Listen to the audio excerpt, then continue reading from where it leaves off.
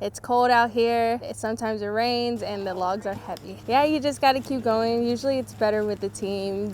We're right now in Deer Creek. We are doing a couple of things. This is primarily a fuel reduction project. We call these ladder fuel. So we try to reduce that so the fire can't keep spreading. You kind of take the match away from the rest of the matches. The smaller ones, we just put in a wood chipper. And then the bigger pieces we are putting into piles to create a natural habitat for birds. So it creates a lot of nests and like little nooks for them. When we have birds, it just kind of gives them the space and material to do what they need to make themselves comfortable.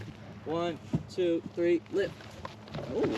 It makes you feel helpful when you could provide stuff for animals, give them homes to protect them from the weather and to prevent fires, because this is a lot of acreage.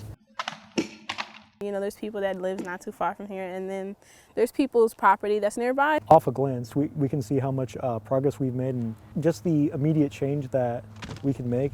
It just feels good to know that you're helping animals and people that live nearby.